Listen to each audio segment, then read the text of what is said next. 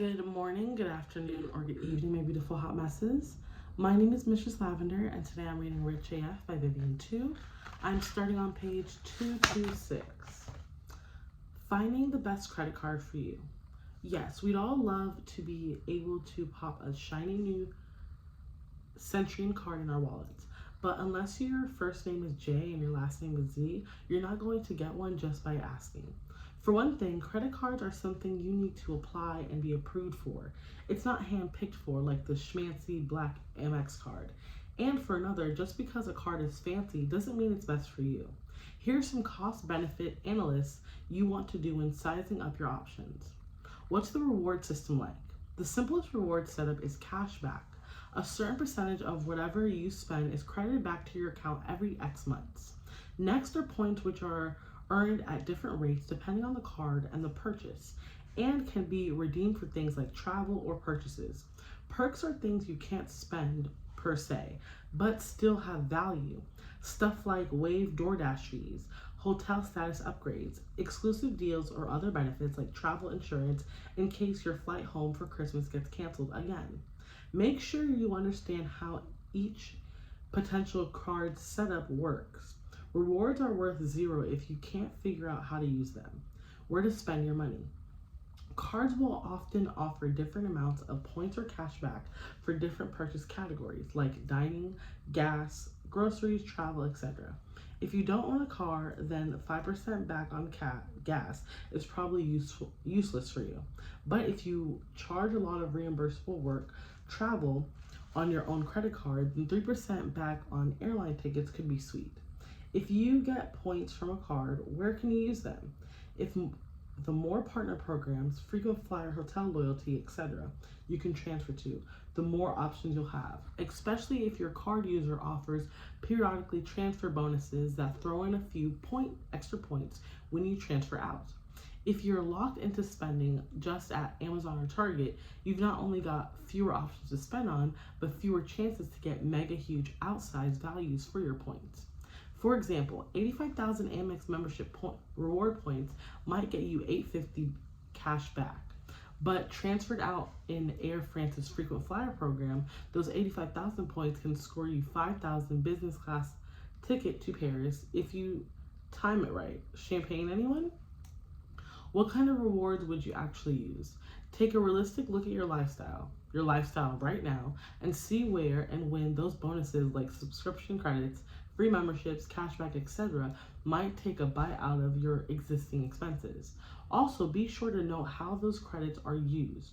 Are they use it or lose it once per month? Are they counted up over the year? Are they subject to additional approval? What about APR? Trick question. When people ask me, Viv, what's a good APR on a credit card? My answer is basically there is no such thing. Remember, you're paying this card off in full every month, so the APR will not matter. You're just going to spend responsibly like you always do.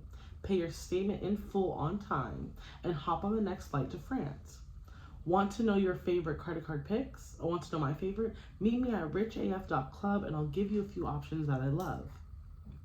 Finally, there is one last aspect of credit card having to discuss here, your credit score. Remember how credit cards are basically you using the bank's money? Well, the bank has to deem you worthy of using its money before it turns you loose to buy stuff. And it's not going to trust you, and it's not going to trust anyone. It's like when a girlfriend of yours is going to a black tie wedding and asks to borrow a dress from your closet. Are you automatically going to give her the nicest gown you own? The one you absolutely love and would cost a fortune to replace? No, right? Because it depends on how much you trust this particular girlfriend of yours. If you've been friends since like Girl Scout camp and remember that she won a merit badge for tidiest tent, you probably trust her to take good care of your dress and probably even get it dry cleaned after. If she's a newer, more casual friend you don't really know that well, maybe you'll lend her that nice replaceable dress that you got on sale so that you won't lose sleep over it if she never gives it back. And if you met her in college when you were holding her hair up so she could barf up a Long Island iced tea, maybe you don't risk giving her anything. The same is true for financial institutions giving out loans or lines of credit. The more trustworthy they find you, the higher a spending limit or the bigger a loan they'll be comfortable giving you. And that's what your credit score represents. and what the next section is all about. Wait, don't banks, credit card companies, and mortgage lenders make money off interest, fees, and penalties? Why do they want me to pay back on time if they get more money when I'm flaky? Good question, but fees and interest are only going to provide income for lenders up to a point. If you're a rock bottom broke and have $0, they're not getting paid no matter what. Sure, they can make your financial life hell by sending you to collections or to court, but you could default on your debt, claim bankruptcy, and never pay it back, which is their biggest nightmare. Credit score goals. The biggest mistakes I ever made with my first credit card. It wasn't overspending, it wasn't losing it, and it wasn't some random max out on my limit on Amazon. It was closing the account.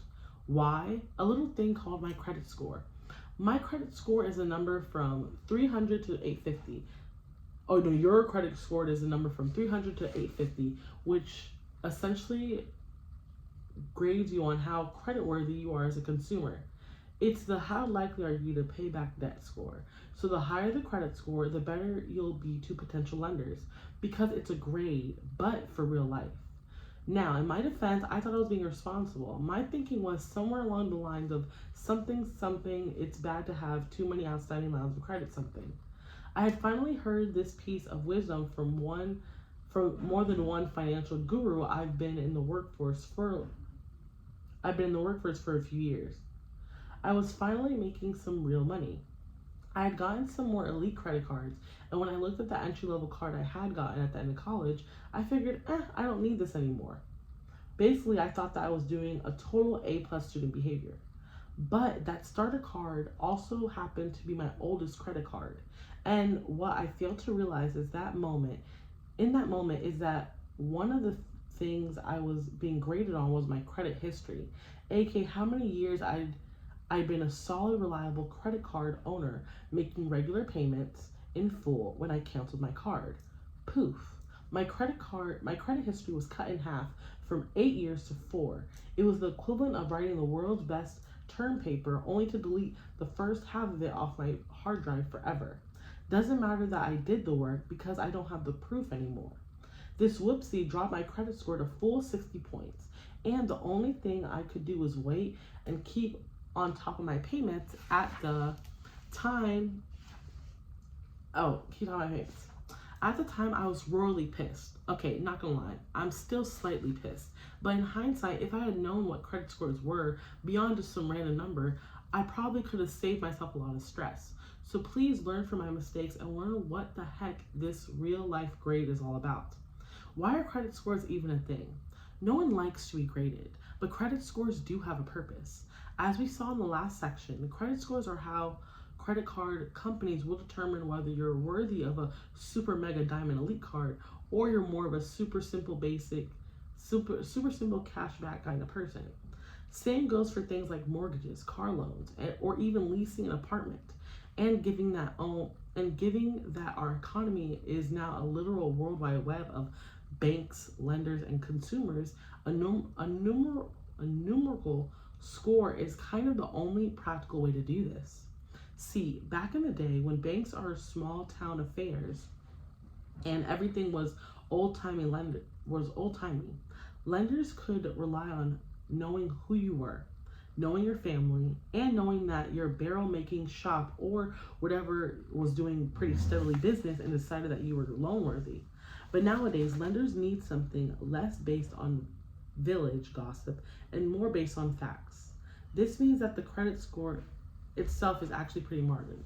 I'm gonna stop there. I'm on page 230, and I'm gonna stop there. I'm gonna start at C back in the day. But again, bye. My name is Mistress Lavender. I'll talk to you later. And don't forget to like, comment, and subscribe, and turn your post notifications on, silly.